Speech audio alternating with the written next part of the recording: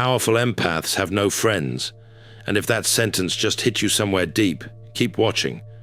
Because what you are about to hear is not a tragedy, it is a revelation. Most people hear no friends and assume something went wrong. They think it means you are broken, difficult, or too much to handle. But Carl Jung, one of the most important minds in the history of psychology, saw it completely differently. He looked at the people who stood alone and said, "This is not failure. This is the beginning of something rare." Jung spent decades studying the human psyche. He worked with hundreds of patients in his Zurich clinic, and over time, he noticed a pattern. The individuals who felt most alone, most misunderstood, most exhausted by other people, were often the ones with the deepest emotional perception. They were not broken. They were operating at a frequency most people could not reach. Here is the part that should stop you cold. Jung did not see isolation as something to fix. He saw it as a necessary stage, a pressure that, if understood correctly, does not crush you. It forges you. So if you have ever sat in a room full of people and still felt completely alone, if you have ever wondered why relationships drain you more than they fill you, if you have ever felt like you were picking up on something others simply could not see, then this video was made for you. What you call loneliness, Jung might call your sanctuary, and what the world calls your weakness, he would call your hidden strength. Let us talk about why. Jung noticed early in his career that certain patients were not struggling because of trauma alone. They were struggling because of perception. They could walk into a room and immediately feel the emotional temperature. They sensed hidden tension between people who were pretending everything was fine. They detected dishonesty before a single word of it was spoken. They absorbed the unspoken pain of everyone around them without even trying. Jung never used the word empath. That is a modern label. But the type of person it describes, someone with extraordinarily high emotional perception and almost no barrier between their inner life and the feelings of others, is exactly who Jung spent decades documenting. We use the word here as a contemporary lens placed over his findings. The traits he observed are real. The path he mapped is real. The name is simply newer than he was. Jung had a term for what these individuals were experiencing. He called it participation mystique. It is a state of unconscious psychological merger, where the line between your inner world and the emotional world around you becomes so faint that you cannot clearly tell what belongs to you and what belongs to someone else. Jung was explicit that this state is unconscious. The person living inside it has not chosen it. They are absorbing the psychological atmosphere of everyone around them without realizing it. This is not a metaphor. This is a documented psychological reality. When you are built this way, you do not just notice emotions. You absorb them, you carry them, you process them as if they were your own, even when they are not. And here is what Jung believed was the crucial point. The goal is not to remain inside participation mystique and endure it. The goal is to move through it.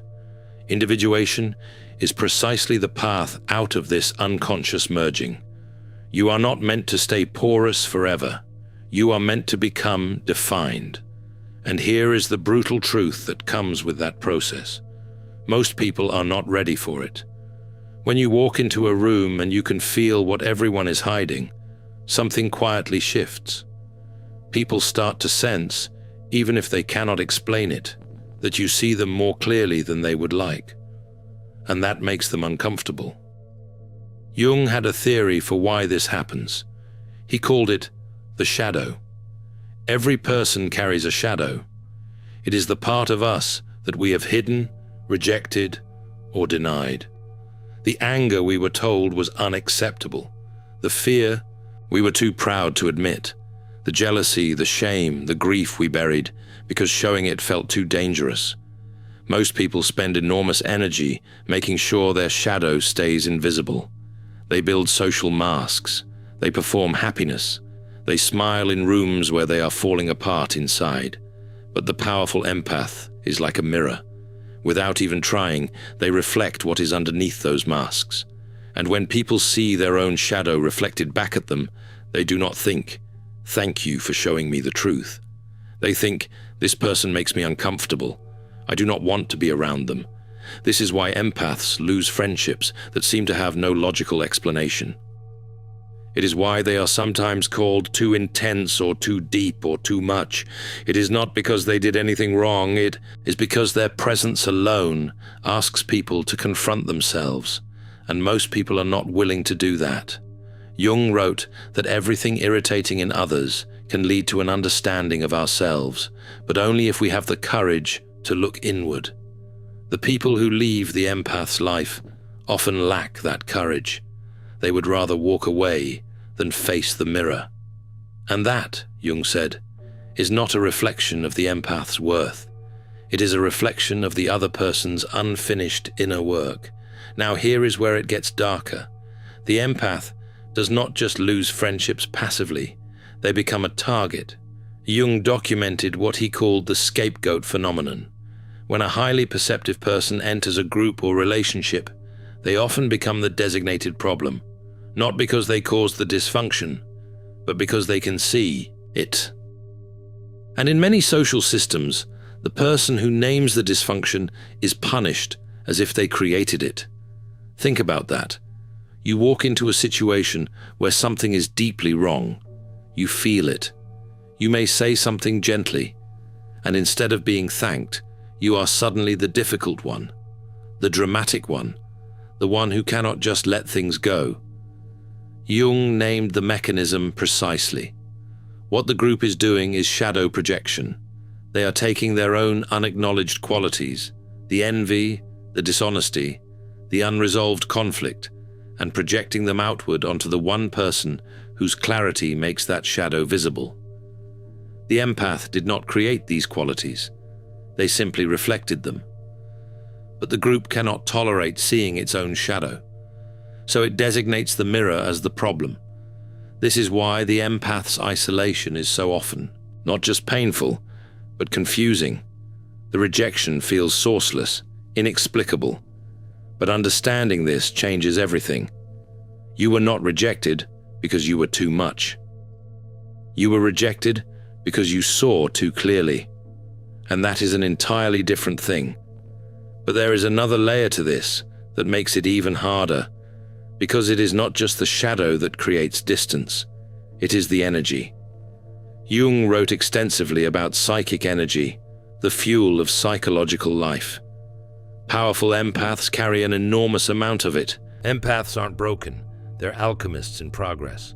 The Alchemist's Path gives you drills, Jung-based boundaries, and 3 exclusive chapter videos to turn overwhelm into clarity. By Surreal Mind, 236-page downloadable ebook, in stock. Begin now at thesurrealmind.com. They radiate depth and presence, and that draws in a very specific kind of person. Consider a composite portrait built from a pattern Jung documented repeatedly across many cases. Picture someone who has spent their whole life giving. They pour themselves into every relationship. They listen without limit. They absorb other people's problems as their own. They do not know how to say no, because no feels like betrayal. And slowly, the people around them begin to rely on that, not because they love the empath, but because the empath fills a need. They are soothing. They are bottomless. They never run out of patience, until they do. Jung called this dynamic a form of psychic exploitation, not always conscious, not always malicious, but real. The empath gives, and the other person takes, and no one addresses the imbalance, because the empath has been conditioned to believe that giving is the same as being loved. This is where the title of this video becomes most important, because the empath who finally stops giving everything away, who finally builds a boundary, who finally says, "I cannot keep doing this," is often the empath who ends up standing alone. The people who were drawn to their light leave when they realize the light is no longer available on demand. And that feels like rejection. It feels like proof that something is wrong with you. But Jung would say the opposite. He would say, "That is the moment the real work begins. And here is something that does not get said enough." The snapping point, that moment when an empath finally withdraws, is not a failure of love. It is a success of consciousness. Jung described a precise psychological law governing this moment. He called it enantiodromia. It is the principle that when something is pushed to an extreme, the psyche swings in the opposite direction to restore balance. This is not a conscious choice. It is the psyche protecting itself. After years of one-sided giving, the inner system corrects, because the alternative is not sustainable giving, but total psychological collapse. Enantiodromia is not weakness. It is the deepest form of self-preservation the unconscious possesses. The empath, who has spent years in pure giving mode, who has quietly absorbed every piece of emotional wreckage thrown at them, eventually reaches a threshold, and then something inside them shifts. Not violently, not dramatically, at least not on the outside. Quietly, certainly, permanently. Jung documented this swing not as a breakdown, but as a structural correction. The psyche demanding what it was always owed: space, honesty, the right to exist without constantly justifying the depth of your own experience. The people around the empath rarely understand what is happening. They experience the giving as a constant, and when it stops, they feel betrayed. They call the empath cold, or selfish, or changed. They are right that something changed, but they have mistaken the name of it. What they are witnessing is not selfishness. It is individuation in real time. The empath choosing their own psychological survival over someone else's comfort. And that choice, Jung believed, is not only valid, it is necessary. To understand what happens next, you need to understand what Jung meant by individuation. Individuation is the process of becoming who you actually are, not who your family needed you to be, not who your relationships shaped you into, but the full, integrated, authentic version of yourself. Jung believed most people never reach this. They wear a persona, a social mask so thick they eventually forget there is anything underneath it. For powerful empaths, the persona is built around giving, around being needed, around making everyone comfortable except themselves. As long as they wear that mask, the world feels stable, people stay, but the mask has a cost, and the cost is the self. Jung believed the self is not the ego. The self is the deepest, most complete version of who you are. It includes your light and your shadow, your gifts and your wounds. The self does not thrive behind a mask. It suffocates. For the powerful empath, the moment of individuation often comes through loss. A friendship that ends without explanation. A relationship that collapses after years of effort. A moment where the giving finally runs dry and no one is there to refill it. These moments are not punishments. They are invitations. Jung once wrote about what isolation does to a person who is ready for it. Not loneliness born of fear or rejection, but what he called sacred isolation, a turning inward, a silence that, instead of screaming at you, begins to speak to you. This is the shift that defines the powerful empath's hidden strength, because when the surface-level connections fall away, something extraordinary becomes possible. You stop performing. You stop translating yourself into a version others can accept. You stop shrinking, and in that stillness, you begin to meet yourself. Now consider a composite illustration, a narrative portrait that captures what Jung observed across many such transformations. Picture a woman who had spent years being the emotional anchor for everyone in her life. Her family called her when they were in crisis. Her friends unloaded onto her. Her partner expected her to maintain the emotional climate of the relationship almost entirely on her own. She was in her mid-30s when she came to analysis. She described herself as broken. She did not understand why she was always alone, even though she was surrounded by people who needed her. A Jungian analyst working in this tradition would not have treated this as a disorder. They would have turned the question around. What if you are not alone because something is wrong with you? What if you are alone because your depth has outgrown the containers around you? She resisted this at first. She had spent so long believing her exhaustion was her fault. But the work began. She started to see the pattern. Every person she had kept close was someone who needed something from her, not someone who had asked what she needed. The relationships that felt like friendship were, on closer examination, transactions. Her depth in exchange for their dependence. When she stopped being available on demand, the circles around her emptied quickly. It was painful, but the analyst named it clearly. These were not friendships that died. These were arrangements that ended when the terms changed. What she built afterward was slower, quieter, fewer connections, but real ones. Jung called this the development of the self in relationship.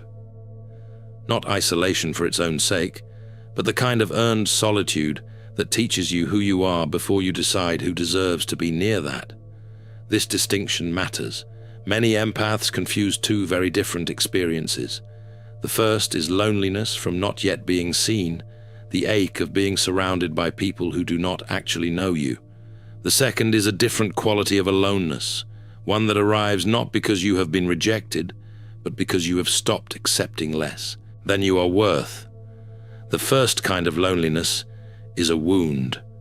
The second is a doorway. Jung believed that the individuated person does not experience solitude as deprivation. They experience it as richness, as a place where the noise of other people's expectations quiets down and something truer can be heard. And what is heard in that silence is the self. For powerful empaths, this is often the most disorienting discovery of their lives. They have spent their entire lives oriented outward, listening for what others need, adjusting to what others feel. The inward turn, when it finally happens, can feel like meeting a stranger. But that stranger is you, the one who has been waiting under all the performing and the absorbing and the giving. And getting to know that person is the hidden strength the outside world can never see and can never take away. This is the hidden strength the title of this video is pointing to. It is not strength in spite of being alone. It is strength because of what aloneness required you to build. When you cannot outsource your sense of worth to other people's approval, you have to find it somewhere else. You have to go inward. And going inward, when done honestly, produces something Jung believed was the rarest human achievement, a solid core. Most people's sense of self is assembled from the outside, built from compliments and other people's reflections. When those reflections change, the self collapses. The individuated empath builds from the inside. Their identity does not shake when people leave. They have met themselves in the silence. The self becomes the anchor that no relationship leaving can ever pull loose. But there is a warning here, because this path has traps. Jung identified several places where the powerful empath goes wrong on the journey toward individuation. The first is what he called inflation. Jung was specific about what this means. It is not simply arrogance. Inflation happens when the ego, the conscious surface-level self, wrongly claims the powers of the deeper self, or becomes identified with an archetype far larger than any single person can embody. For the empath, this often looks like believing they are the one who sees truth, while others sleepwalk, the one chosen to reflect reality back to the unconscious masses. The ego has absorbed the archetype of the wise one, and cannot tell the difference between genuine insight and grandiosity. This is a trap because it stops growth entirely. You stop being corrected. You become brittle, and the very perceptiveness you started with begins serving your ego instead of your development. The second trap is withdrawal used as armor. There is a difference between sacred solitude and hiding. Sacred solitude is a place you enter to hear yourself clearly. Hiding is a place you enter to avoid being seen. Jung was explicit. Individuation does not mean becoming a hermit. It means becoming whole enough to engage with the world on your own terms. The third trap is the compulsive helper. This is the pattern where your purpose becomes tied entirely to how much you can give. Your gift becomes your cage. And the moment you stop helping, you feel like you are nothing. Jung called this the loss of personality to a role. He saw it as the opposite of individuation. The way out of all three of these traps is the same: shadow work. Jung believed the shadow must be integrated, not defeated, not destroyed, integrated. Because what you refuse to own does not go away. It shows up in your projections, your reactions, and as the very thing you criticize most in others. For the powerful empath, shadow work usually means making peace with anger, with the right to be prioritized, with the reality that not everyone deserves your full depth, and that recognizing this is wisdom, not cruelty. When the shadow is integrated, the empath stops performing softness they do not feel. They stop giving past exhaustion. They stop pretending to be fine. And paradoxically, this is when they become most powerfully themselves. But Jung did not stop there. And what he concluded next is something the self-help world almost never says out loud. Integration does not make you softer, it makes you precise. The empath who has done genuine shadow work develops what Jung called psychological containers, the ability to sit with someone's pain without drowning in it, to see clearly into a person's character without immediately trying to fix them, to choose consciously where their depth goes and where it does not. This surprises people who know empaths well. They expect transformation to look like a softening.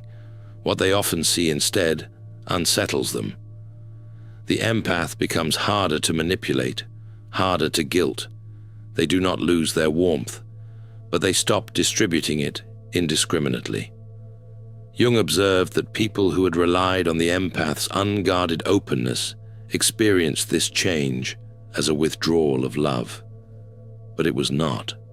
It was the first time the empath was offering something real, chosen presence, rather than compulsive availability, genuine care, rather than fear dressed up as generosity.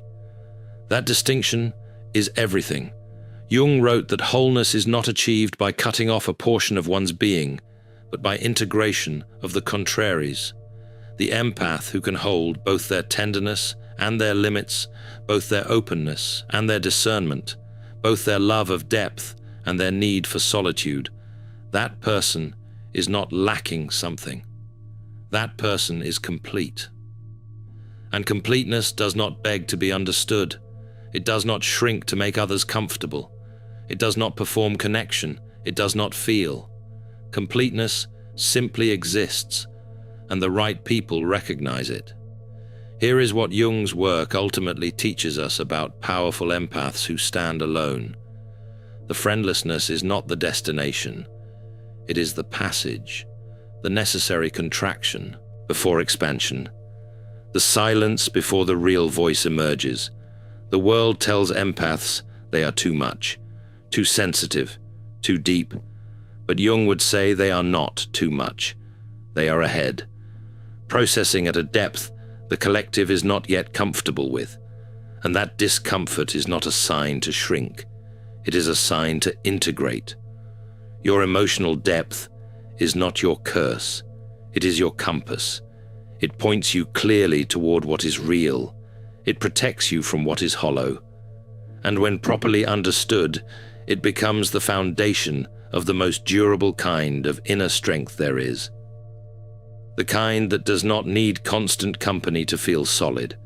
The kind that does not collapse when the applause stops.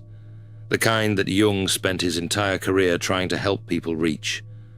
So if you are the person who stands in a crowd and still feels a million miles from everyone, if you are the one whose presence makes others quietly uncomfortable, If you are the one who gives until you stop and then watches everyone disappear, hear this. You are not broken. You are individuating.